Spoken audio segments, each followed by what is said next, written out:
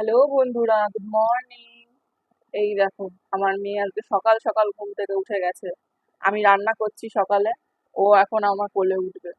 ওই জন্য ওকে রান্নাঘরের সামনে চেয়ারে বসিয়ে আমি ওর সঙ্গে কথা বলছি আর রান্না করছি। ওর সঙ্গে কথা বলতে বলতে দেখো আমার মাছ ভাজা হয়ে গেছে। মাছের ঝোল, ভাত আর উচ্ছে আলু ভাজা রান্না করেছি আজকে। বরমশাইয়ের টিফিন রেডি হয়ে গেছে। ও তো 9টার মধ্যে বেরিয়ে যায়, ওই জন্য সকালে উঠে আগে রান্নাটা সেরে নিই। এই দেখো আমার বর অফিসে চলে যাচ্ছে। সকালে যেহেতু উঠেছিল, এই ওই জন্য ঠাম্মির কাছে গিয়ে একটু মামা ঘুমিয়ে নিল। 1 ঘন্টার একটা পাওয়ার ন্যাপ নিয়ে নিয়েছে।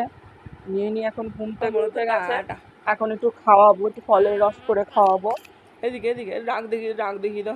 ফলের রস খেয়ে তারপর একটু খেলবে, তারপরে চান করিয়ে দেবো। এই দেখো, ফলের রস খাওয়ার পর চান করিয়ে দিয়েছি। স্নান করে উঠে এখন খেলছে। ওকে খেলতে দিয়ে আমি কোনো রকমে ঘরে টুকটাক কাজগুলো সেরে নিই। একটু ঠাম্মার কাছে ওকে দিলাম। এবার ওর লাঞ্চটা আমি রেডি করব। আমি জানো তো ওর জন্য আমাদের সঙ্গেই রান্না করি, আমি আলাদা করে ওর জন্য রান্না করি না।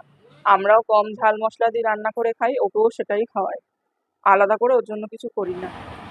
এই দুপুরে একটু ঘুমিয়ে পড়েছিল, ঘুম থেকে উঠে পড়েছে। জানো তো চুলগুলো এত বড় বড় হয়েছে না, সামনে পরে মুখের, ওর খুব অসুবিধা হয়। ওই জন্য চুলগুলোকে বেঁধে দেওয়ার চেষ্টা করি। 18 মাস না হলে তো চুল কাটা যাবে না। চুল মোটে বাঁধতে দেয় না, জানো কি যুদ্ধ করতে হয়। বরমশাই অফিস থেকে এসে গেছে, বরমশাইকে একটু টিফিন করে দিলাম।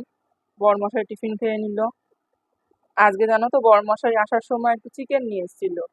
ওই চিকেনটাই রান্না করছিলাম। খুব সামান্য ঘরে থাকা উপকরণ দিয়ে রান্না করছিলাম। একদিকে চিকেন রান্না করছিলাম, আরেকদিকে রুটি করার জন্য আটা মাখছিলাম। রাত্রে আমার বাড়িতে রুটিই হয়।